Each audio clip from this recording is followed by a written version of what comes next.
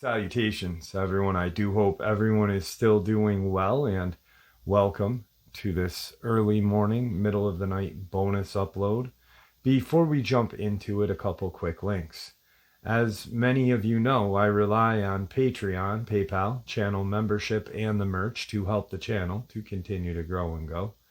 Links to Patreon, PayPal, and channel membership is in the description below. Merch displayed directly under the video. Also, Dogman Frightening Encounters, Volume 1 through 3, the audiobook versions. They were written and researched by Tom Lyons, narrated and produced by me, Jeff Nadolny. Those audiobooks are available on Audible, Amazon, and iTunes, links to which are also in the description as well. And finally, last but definitely not least, if you would really like to help support this channel to continue to grow and go, simply subscribe. It does not cost a cent. Click that like button. It takes half a second. If you don't want to miss out on any of the informative uploads that I put out daily, click that bell icon, and folks, please leave a comment and share the video. Why? Well, because all of these things really do help this channel to continue to grow and go. They definitely do matter, and they are appreciated.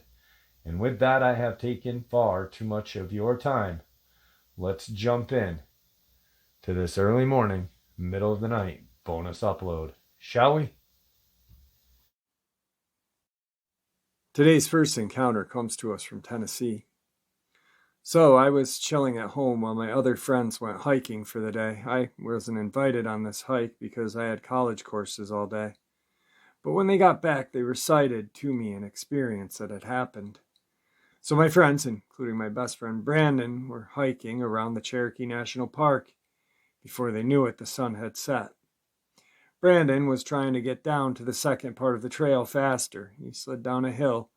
Little did he know it, he had ripped his pocket and his cell phone had fallen out. He didn't know this until about 15 minutes later when he wanted to text somebody and couldn't find it. They were already pretty far out at this point, but they used SnapMap to see if they could find his phone. He ran back and grabbed it, picked it up, and put it securely in his unripped pocket.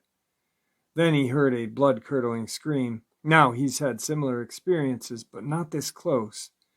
At first, he thought it was a mountain lion until they distinctly heard, "Help, over here."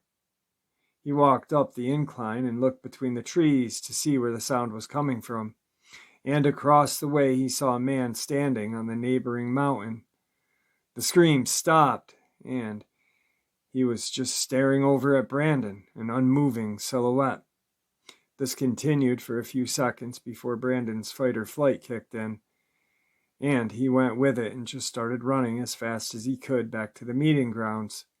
He looked back once and recited to me that the eyes of whatever was chasing him were reflective and far too big to be a mountain lion. He ran for about 8 minutes before he ran into two other friends that were on the trip, Caleb and Alex, and they were like, "Dude, what's wrong?" Brandon wasted no time explaining and tells them to let's go run. So they did. They ran another 10 minutes. All the while, the three of them were exclaiming that they kept hearing screams in all different kinds of tones, male, female.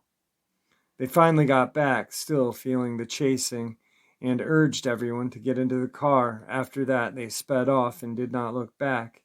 They still have not gone back to this day. To me, it sounds like a skinwalker encounter, but what do you think? Because I know since they are Navajo creatures, they mostly reside in the Midwest area, but I just don't know what else it could have been. We're in East Tennessee. I live the furthest out from my friends, 25 minutes from the nearest town and walking distance from the Cherokee Park border. Well, exactly, he said it right. It is not a skinwalker because Navajos don't live in East Tennessee unless a Navajo witch doctor is vacationing in Tennessee and you and your friends did something really bad to it. So no, definitely not a skinwalker. Maybe a shapeshifter of some sort. Maybe a dogman. Maybe a Sasquatch. Maybe you didn't see a man, or your friend didn't see a man. He saw a silhouette, like exclaimed in the encounter. Maybe he just saw the silhouette of what he thought was a man. Who knows? Definitely a terrifying encounter.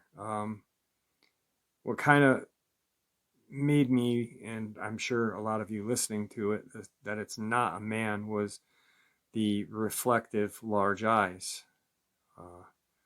So either way, definitely not a skinwalker, or in my eyes, definitely not a Navajo skinwalker, but maybe a shapeshifter of some Native American tribe that is in that area. Just my guess. Today's second encounter. I was born and raised in Pottstown, PA, and I still currently reside there. The sighting was about an hour west of Philadelphia and a half an hour away from Valley Forge. Anyway, last year, a friend and I went for a ride to catch up with an old friend.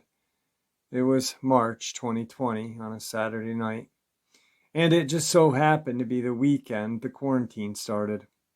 We were on Route 422 at around midnight, and it was odd because the highway is usually pretty busy on a Saturday night. But that night, we saw maybe 3 cars in the 30-minute ride. So we finished visiting our friend and started to make our way home. It was around 2:33 in the morning, and we were going westbound on 422. And again, we were pretty much the only car on the road. There's a patch of grass that divides the eastbound and westbound highway, and we were in the fast lane between the Collegeville and Royceford exit, when all of a sudden we passed something to the left of us on the grass. We couldn't see it until we were right upon it, and only could catch a glimpse of it for a second. This thing looked like it was on all fours, maybe eating roadkill or something, but unfortunately I could only see it from like the waist or hips down. It was much larger than a deer and had large, unkept, straggly, orangish, reddish fur. Kind of like the color of a red fox, but a little lighter in color. What really gets me was the legs on this thing. It had canine-like legs, but they were huge and muscular. It just had that shape that instantly told me this thing was not something you wanted to mess with. The legs looked like the drawings I've seen of werewolves or something evil. Something told me that this thing could walk on 2 legs if it wanted to. After we passed it, I asked my friend who was driving, "Did you see that?" He replied, "Yeah." I asked him, "What was it?" He replied, "I don't know." Neither of us brought it up again during the ride because I think we were just trying to process what the heck we had seen and didn't want to sound crazy. When I got home, I told my boyfriend about it, and he had no idea what kind of animal that lives around there it could have been. Next time I saw my friend who was driving that night, we both agreed that whatever we saw did not fit any description of the animal that lives around that area. Also, it was scary looking. He calls it the beast. A couple of months later, another friend was leaving my house and heard something across the street making a low, guttural growling noise, which scared him straight to his car and out of there. He was an animal control officer for years and says nothing around here would make that noise. Then about a month after that, my boyfriend was taking out the trash. When he got to the front door, he heard something scratching at the door and sniffing loudly. He said it sounded like a pig grunt sound, but obviously it was not a pig. This past October, my friend was sitting in his car in my driveway waiting for me to come outside. I noticed his doors were locked when I got to the car. He said he heard something that sounded kind of human, but didn't know what it was, and it scared him. Once I got into the car, I told him everything that I just shared and ended my story to him, saying, "A few months ago, I saw something on Route 422. And before I could say anything else, he said, "I saw it too." So I asked what color it was, and he described the same exact fur I saw. Then he said, when I saw it, it was running on two legs across the highway, and once it saw my car, it took off really fast, like nothing around here would be able to. My heart was beating so hard listening to him tell me this, because I know that he was not making it up. I was glad someone else had seen this thing. He doesn't know what it was, but said it was about 7 to 8 feet tall and looked nefarious. He agreed its legs looked evil. He saw it around the same time of year as me, and it was about the same time of night as well. I drive this highway all of the time and look for it every time, but haven't seen it since. Today's third encounter. I've heard deer make some pretty strange noises, but never heard one make a hissing noise myself. I'm not saying they can't. I've heard some noises in the woods that I can't explain, but the one that scared me the most was when I was 15 years old. I'd gone to bed at around 11 p.m. and was reading with the lights off except for the lamp beside of my bed. It was about midnight, 12:30. I heard a faint noise coming from the creek bottom, about 3/4 of a mile away. We rented a house on a 300-acre cattle farm in southern Oregon. The 300 acres was backed up to a 2,000-acre timber company tract with no roads except logging trails. I'd heard bobcat, cougar, and all other calls before as my older brother and I hunted those woods all the time. This noise or call was different. It would start with a low-pitched moan or a howl, then rise into a high-pitched scream, and then at the end with this cough or grunt. It's hard to explain because I had never heard it before or since. The ending sounded kind of like the ending of an elk bugle with the large bull grunt, but not exactly. It kept coming closer toward the house, through the pasture, past the barns that were about 100 yards below the house. I'd gotten up and loaded my 30-30 lever action and started up the hallway toward the front door. Now, I was already scared, but what happened next filled me with terror. As I was walking by my parents' bedroom door, which was open, my dad said, "Son, stay in the house." I said, "What's that noise?" He said, "I don't know. I've never heard anything like it before." I froze in my tracks. I knew if my father was afraid of whatever it was at that point, I wanted no part of it. He was a World War II veteran, had hunted those same woods since he was a boy in the 30s, had walked everywhere he went until he got a car after returning from the war, night or day. The noise, call, or whatever it was so loud it felt like the windows were vibrating. I listened as it passed by the house in the pine thicket, crossed the highway, and faded out of hearing. The whole thing lasted 10 to 15 minutes. I have not heard anything even close to that until I was listening to some calls on YouTube, a so-called Bigfoot call. They made my hair tingle on my neck and brought back the old memories from years ago.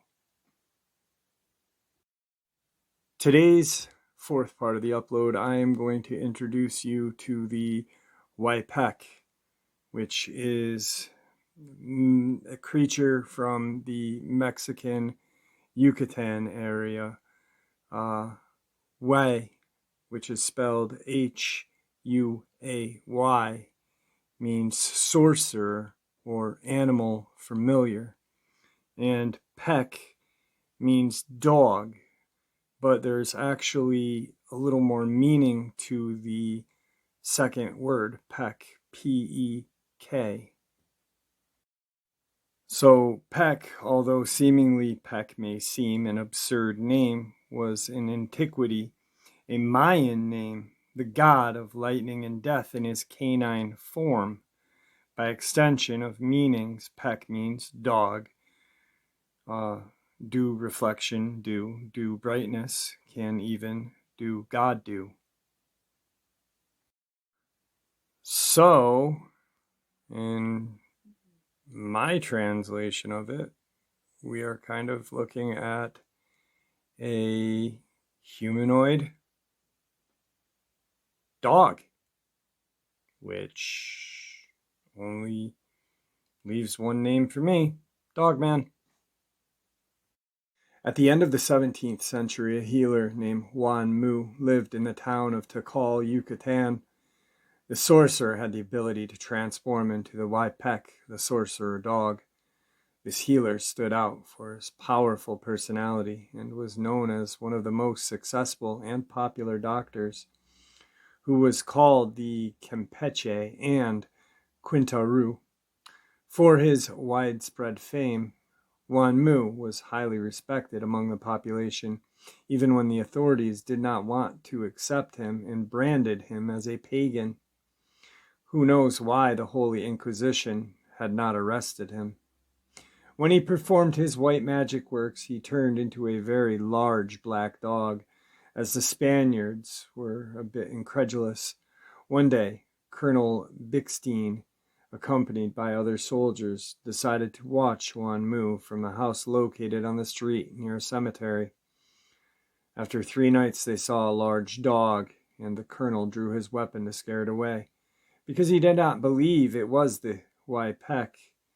When the animal realized it, it saw him with its big red eyes, gave a blood-curdling howl, and threw itself onto the man, who went back and dropped his weapon, afraid of using it before such a demonic creature. The other soldiers were scared and hid under the window, crossed themselves, and prayed. The next day, Colonel Almenez told everyone about the adventure he had with the dreaded Waipek, whom he had seen and convinced of its existence. Waipek continues to live to this day.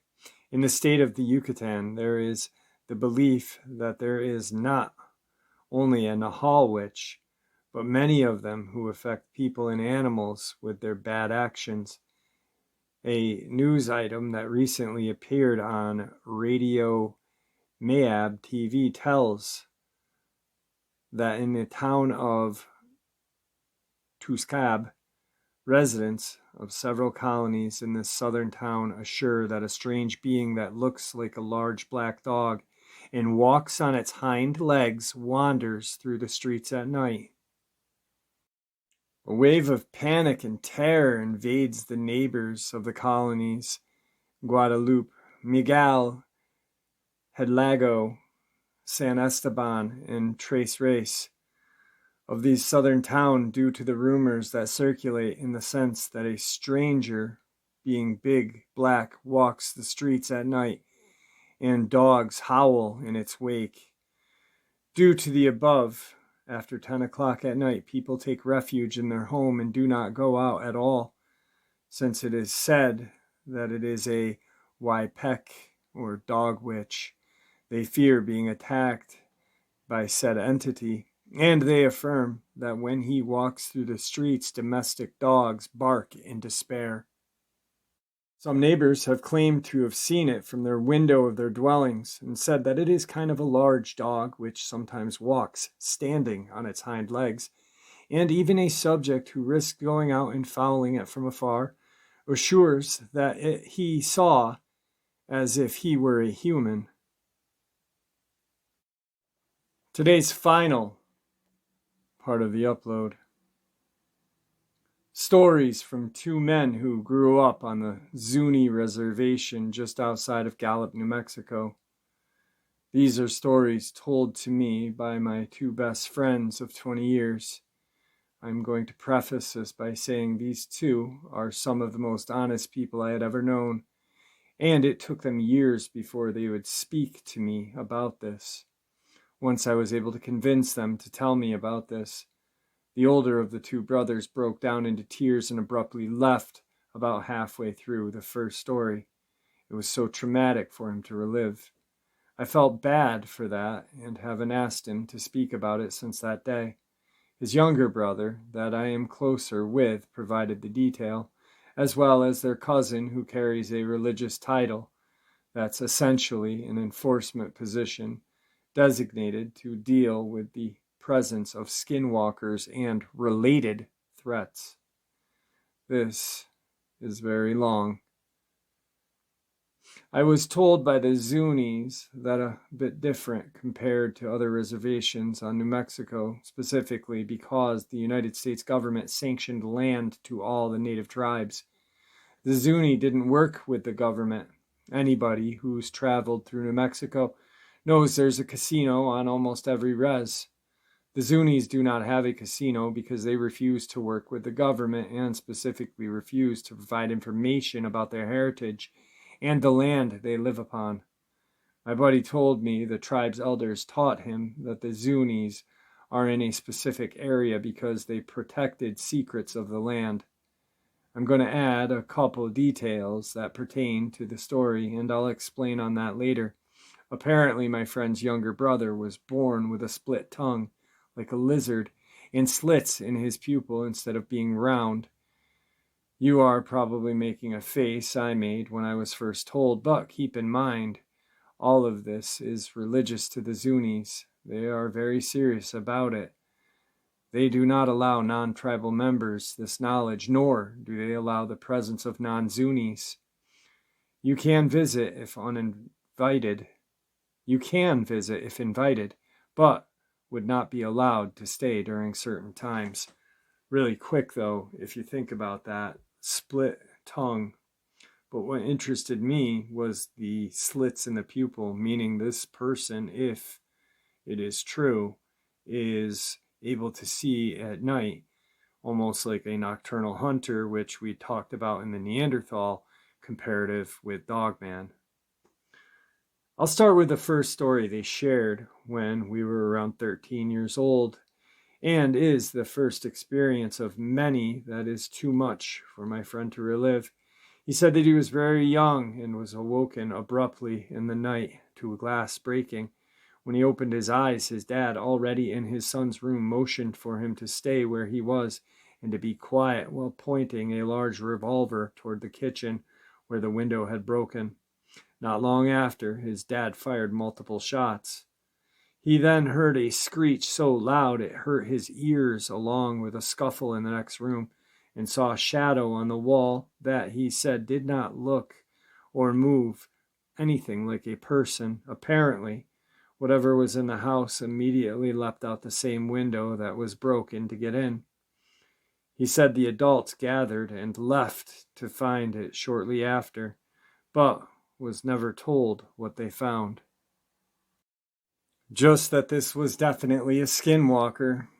The day after he broke down into tears talking about it, I went and saw him and apologized, and surprisingly, he said the shadow and screeched he saw scared him and is ultimately why he left the res. I've never asked him about it again. Another instance that the older brother told me was one that left me particularly intrigued, though I'm not sure why compared to some of the other stories. He said they were having some sort of celebratory feast one night, and my friend saw that he described a very small person stealing their food while the adults were not looking. He said it was around 1 to 2 foot tall, and when he saw it, he immediately shouted to his dad, and all the adults dropped what they were doing and immediately started chasing it to corner it. This went on for a while, and during the commotion they realized that there were multiple tiny beings, 2 of which were able to escape into the gutters. He said he remembers everyone trying to reach into the gutter and block them from getting away. But one was caught, and he distinctly remembers his uncle holding it up high by the leg, and he watched it scream in terror. It sounded like a tiny human. Then they immediately tied it up and stuffed him into a cloth pouch and burned him alive over the fire. He said the way it screamed while burned terrified him because he could hear how much pain it was in. But they are human-like. By the way he explained to them, they seem like something like a large lawn gnome. He doesn't know if they are necessarily evil, but they kill every single one they come across. Not sure why, but that one really creeped me out. The next I remember, the two brothers were together somewhere out in the wilderness hunting rabbit just outside of the res. They were walking home because the sun had just gone down, but came across a barely standing shack. Being dumb kids with a pellet gun, they went inside, and shortly after, a rock hit the wall of the shack. So they immediately go outside, and within seconds, notice commotion in the vegetation about 30 feet away. They had one flashlight, so they pointed it toward the movement, and a human-looking figure stood up, faced them with its head tilted to the side, and described it as very, very pale with facial features that were not human, he said. I don't know how to explain it, man. It just didn't look like a person. So upon seeing that, they immediately took off running back to their home. And as soon as they did, they saw coyotes just standing alongside the trail, standing off to the side. But all were just staring at them with no fear of their presence, and followed them back. They said they were told by the elders they were being warned away, and the commotion in the grass was a skinwalker changing its form. They said they never went back to that area again, and the younger brother said he had never been so terrified. I'm glad the younger brother told me about that story instead of his older brother. The younger brother still today is able to better deal with the harsh realities. He told me that he and a couple of friends would play around this mountain and knew where the entrance to a cave was. They tried to go into the cave, but not far from the entrance. Got too small for him to fit, and even his 10-year-old torso wouldn't squeeze through the narrow opening. He said they were off to the side of the entrance, hiding from another friend walking toward them, and noticed something moving very, very fast going in and out of the cave entrance. He and his friends said they went back every day for over a week and would watch them for hours, but could never see what exactly they were. But were astounded at the speed they moved, but did not understand how they were getting in and out, as they were much bigger than he was. He was forbidden from ever going back after the adults found out what he and his friends were up to. As for their cousin that carries a title given to those who are there to deal with the skinwalkers, I ended up getting pretty close with him too, since his cousins are like family to me, and I picked his brain one night. He said they consider them a manifestation of pure evil. They are ruthless, and they know they are not supposed to be around the Zuni people. They are fully aware of their actions. If they find out a skinwalker is near, they immediately hunt it down, catch it, string it outside, down over a fire, and burn it alive till there is nothing left, bones and all. During that process, he says, the sounds they make is like nothing you would ever hear. He said you can't kill them with bullets, and there's different levels to their abilities. They can affect you in a variety of ways, but always in a negative fashion, such as leaving you sick or dead. If I remember correctly, there was a time of every year where everybody but him and the others with his title stay inside and lock the doors and block the windows, and he will then walk the town in specific clothing and chant specific words, then hunt skinwalkers with his peers. I didn't really understand, but it was implied that skinwalkers are expected to be present around this time, but he spoke about it like it's something completely normal. I think it's like a holiday. And during this week or so, there's a period where the skinwalkers arrive, and that's the main reason they designate enforcers that are trained to deal with them, and apparently never look the skinwalker in its eyes. One last story I'm going to share is not from a Zuni reservation. This story, my uncle told me, that takes place in a reservation outside of Bernalillo, a small city which is about 20 minutes away from Albuquerque, but I don't remember the name of the res. My uncle was a sniper in the military and saw combat in Panama. After leaving the military, he was a firearm instructor for the Albuquerque Police Department, then for the Bernalillo PD. One day he gets a call about a drunk guy acting strange at the base of the mountain, so he shows up, but he doesn't see anyone there. So he gets out and starts to look around, and at the base of the mountain he finds clothes neatly folded. As he turns around, he's surprised by what he calls the biggest wolf he had ever seen in his life, about 20 feet away, walking straight toward him. He said it was around 5 feet tall and staring him right in his eyes. So he immediately puts his hands on his holstered gun, but doesn't draw, and starts walking backward toward his car while the wolf continues toward him. Once he reached his unit, he got inside as fast as possible, and when he shut his door, it was now an inch away from the window. He said he had to look up at it while seated in his car. He then made a sorry I'm leaving gesture and drove down the road, where he met up with one of the reservation officers. She asked him what had happened, since he was pale and visibly shaking. All he was able to muster was, "I don't know, it's massive, and I don't think I belong here. I don't." And she immediately put her hand up and said, "Don't worry, I gotcha. I've been wondering when this would happen again. Go ahead and get out of here." Then she drove off. She didn't go to the area, but rather parked her car sideways, blocking the entrance to the area, and started making calls.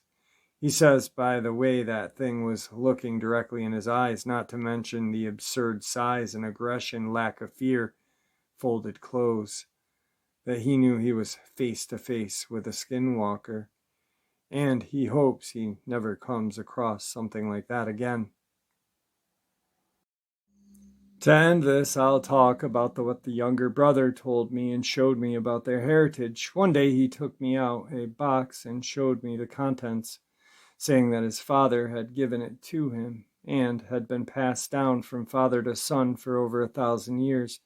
Inside were a couple different dried plants and various things, but most notably, a rock carved by hand of a reptile-like humanoid. It looked like a person, but with armored scales and a face with a protruding mouth and large teeth. I don't want anybody to think I'm a conspiracy theorist, cause I'm not, but this thing looked exactly like what I've heard reptilian aliens would look like. We were both pretty amazed, as he had never really thought twice about what it would mean. Around this time, we were getting stoned and entertaining ourselves with aliens and laughing about conspiracy theories. Keep in mind, this is the guy who was born with the split tongue and slits in his eyes. His mother confirmed that to me as well. He went on to tell me the Zunis are protecting the secrets of the land, and their reservation does not have a casino because they refuse to sell out their knowledge to the government. He said he was taught that beings came out from inside of the earth and met with their people thousands of years ago. These beings lived somewhere inside of the earth where it's warm, and eventually these reptilian beings went back to live under the surface.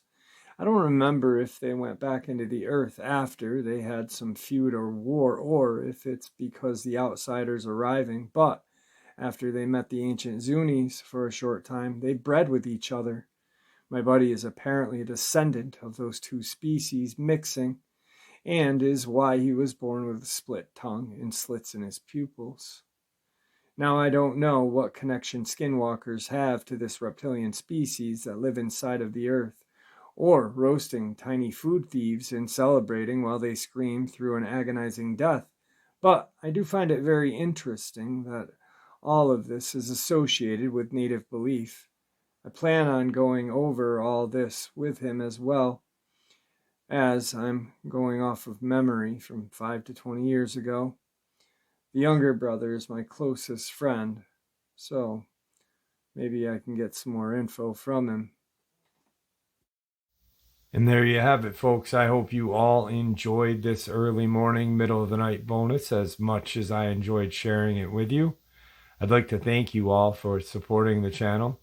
It is, after all, your support that helps this channel to continue to grow and go. and honestly what gives us all a place and a chance to share our experiences and theories, judgment-free. Everyone is simply treated with the respect that we deserve. Please, everyone, stay safe, happy, healthy, and ever vigilant, keeping an eye on our children, pets, family, and our friends. These creatures are real. These events have happened.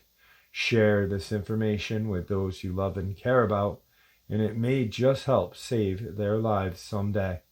Until next time, never stop asking questions, never stop searching for the truth, and God bless you all.